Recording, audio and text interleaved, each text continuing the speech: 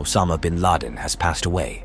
Since he planned a string of terror assaults against the US that resulted in the 9/11 attacks, the leader of Al-Qaeda has been considered the public enemy #1 in both the US and most of the rest of the world. He'd moved from safe house to safe house, evading capture for a decade, but SEAL Team 6 had found him and shot him dead. Dealing with his body. The mastermind of terror was dead, and his body had been positively identified. Dealing with his body was the only thing left to do. However, how can one truly give a terrorist leader an eternal resting place? The United States made an uncommon decision, one that was influenced by both history and faith. Cremation would have been the most effective way to handle bin Laden's remains. There would be no commemorative burial site for him, and the burning procedure would ensure that there was no sign of him. However, since bin Laden was a devoted Muslim, cremation is forbidden in Islam. They wanted to honor his beliefs, even if he was an adversary of the US. By doing this, he might avoid upsetting his fans and possibly sparking further reprisals. Desecrating the bodies of one's adversaries was a frequent practice in antiquity, but it is now strongly frowned upon and denigrated in the United States. Why not bury him then? And there were a lot of problems with that. To begin with, his body would have to be claimed by a nation. Although Pakistan's government denied knowing anything about bin Laden's actions and was not planning to claim his body, bin Laden had passed away there.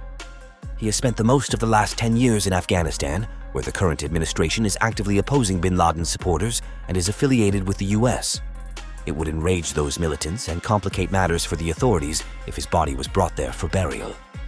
And then there was Saudi Arabia, the country of bin Laden's birth. Although bin Laden's first purpose for turning terrorist was to exact revenge for what he believed to be US troops' desecration of Saudi Arabia during the Gulf War, the Saudis disagreed, viewing bin Laden as a terrorist and a traitor. It's obvious that nobody wanted to take him, and it's never easy to bury a monster. The task of burying villains has always required a delicate balancing act throughout history. The family normally has the final say when it comes to death row inmates. They can take possession of the remains and bury them in a family cemetery, but it's probable that other family members will visit and interfere with their time of grief. Following Timothy McVeigh's execution, it seemed apparent that the insane veteran could be able to be buried in Arlington. However, Congress later passed a law that forbade anyone convicted of a capital felony from attending a military funeral.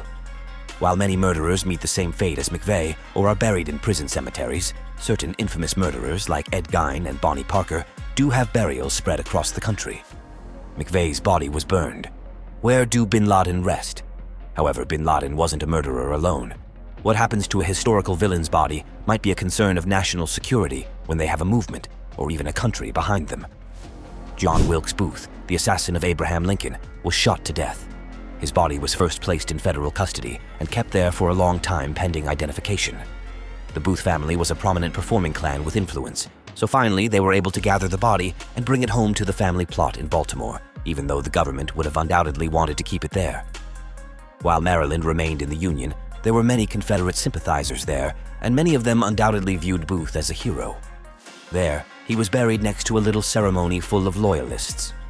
The solitary memorial to John Wilkes Booth in the Booth plot is a modest, unmarked gravestone, and he wasn't the only notorious person to be ejected with flair. Among the fascist leaders of World War II, Francisco Franco stood out because he refused to join the Axis and managed to rule Spain for many years. Many of the people who survived his rule still think well of him today. After all, they didn't go through anything unpleasant since they kept their heads down and didn't criticize him. The majority of the people he targeted aren't here to discuss it. As a result, when he passed away in 1975, he received a state funeral and a prominent position in the mausoleum in the Valley of the Fallen, a huge monument that Franco had constructed. Joseph Stalin, a Soviet leader who murdered millions of people, was honored with a lavish state funeral in 1953. After his illness-related death, he was buried at Lenin's mausoleum, leading to a massive stampede. His remains were later moved to the Kremlin Wall necropolis, the largest memorial in the Soviet Union.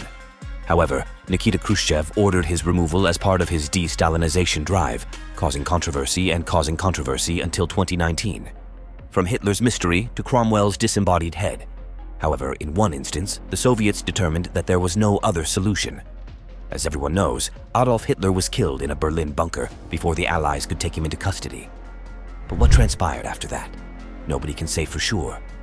It is known that Hitler's body vanished from sight after the Soviets stormed in and occupied the bunker. The general view is that the body was destroyed, but there remain decades of conjecture as to what had happened, even to the point where the Soviets ordered investigations into the possibility that he had survived. Although there were a lot of issues brought about by the ambiguity, such as fake stories of Hitler sightings, everyone seemed to agree that it was probably preferable to burying the Nazi leader and giving neo-Nazis a place of rallying. And in one instance, the debate over the final resting place of a dictator got out of hand. Before Oliver Cromwell arrived on the scene in the 1600s, the English monarchy was virtually unassailable. After successfully organizing a coup against King Charles Barbarian, the strong English general went on to rule as Lord Protector until his death.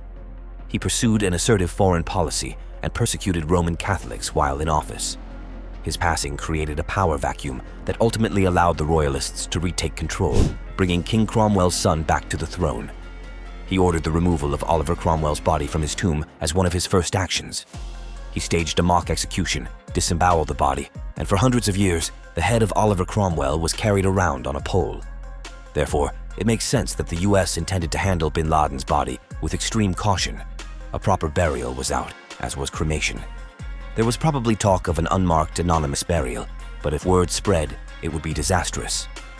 Thus, it was decided to bury him at sea, taking sufficient safety measures to ensure that his body would never be discovered or recovered. Although it is widespread, burial at sea was mainly done for practical reasons.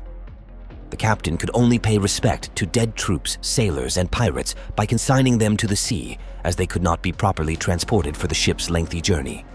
Disputed sea burial of Osama bin Laden. However, this would not be your typical marine burial. In accordance with Islamic custom, a deceased person's body must be buried within 24 hours.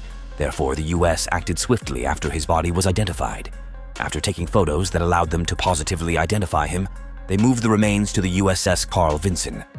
After that, they performed Islamic funeral customs, which included cleaning his body, covering him with a white cloth, and even having a religious liturgy translated into Arabic. However, they would not be taking any chances. Following the completion of all religious ceremonies and the covering of bin Laden's body, the body was placed on a wooden board and covered in hundreds of pounds of iron chains. The terror leader's body sank into the ocean, never to be recovered, as the plank was forced forward to the boat's edge and leaned forward. This ensured that Osama bin Laden would never have a tomb that radicals could use as a shrine, and it also ensured that his remains would never be recovered. This was, I assume, a satisfactory resolution for all parties involved. Not in that way. If there are other options, such as land burial or air burial, then that burial at sea is not regarded as a proper Islamic rite. Whether these other options existed depends on your point of view. While some believed that bin Laden didn't even deserve the dignity that came with a burial at sea, others said that the US should have allowed him to be buried in one of his numerous home bases. Osama bin Laden's body was located miles below the ocean surface, so no one would be able to truly do anything about it. This would linger for years along with the dispute about how the Navy SEALs killed him. And that concludes our journey into the controversial final resting place of Osama bin Laden. It's a topic that stirs strong emotions and raises complex questions about how to handle the remains of those who have committed heinous acts. What are your thoughts on this subject? Share your opinions in the comments below. Did you enjoy this video? Check out these other clips from Knowledge Matrix and be sure to subscribe and ring the bell to be notified about our latest videos.